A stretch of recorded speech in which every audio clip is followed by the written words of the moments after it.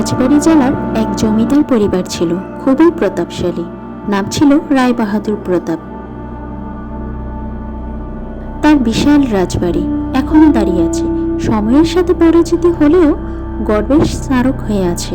কিন্তু কেউ জানে না সেই রাজবাড়ির এক নির্জন কোণে ছিল এক নিষিদ্ধ ঘর, যার দরজা কখনো খোলা হতো না। শোনা যায় সেই ঘরে রায়বাহাদুরের ছোট মেয়ে ললিতা একদিন খেলার ছলে ঢুকে পড়ে।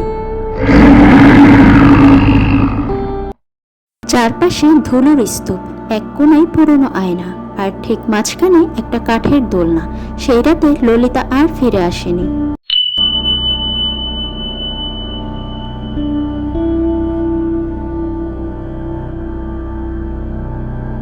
রাজবাড়ি তন্ন তন্ন করে খোঁজা হলো, কিন্তু ললিতার কোনো খোঁজ মেলেনি।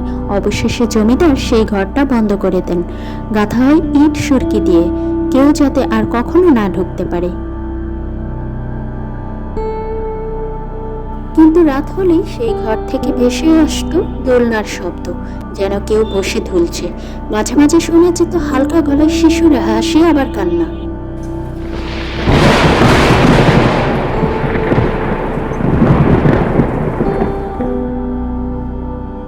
সময় গড়ায়, জমিদারের কথা উঠে যায়, রায় পরিবার রাজবাড়ি ছেড়ে চলে যায়। সেই রাজবাড়ি পরিত্যক্ত হয়। এখন সেখানে ঝোপঝাড়, ভাঙ্গা দেয়াল ছাড়া অস্পষ্ট কীর্তিচিহ্ন।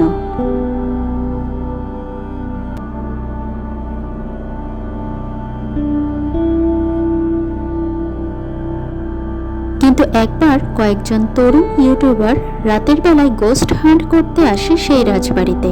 তারা রাত 1টা নাগাদ সেই ইট গাঁথা ঘরের সামনে আসে। ভেতরে পুরনো আয়না আজও অক্ষত, দোলনাটা একটু একটু করে দুলছে। হঠাৎ এক ইউটিউবার আয়নায় দেখে তার পাশে দাঁড়িয়ে একটা ছোট মেয়ে, সাদা জামা, এলোমেলো চুল, কিন্তু চোখ দুটো রক্তের মতো লাল। সে চিৎকার করে ওঠে, ক্যামেরা ছিটকে পড়ে যায়, ভিডিও আর রেকর্ড হয়নি। পরদিন সকালে স্থানীয় লোকজন দেখে রাজবাড়ির গেটে ক্যামেরাটা পড়ে আছে, ভিতরে কেউ নেই।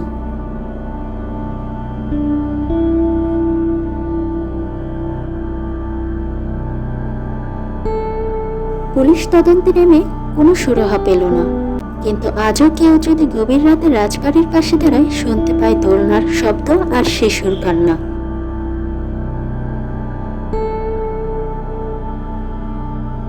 রাজবাড়ির নিষিদ্ধ ঘর আজও রহস্যময়, আর হয়তো ললিতাও এখনো অপেক্ষা করে কারোর জন্য।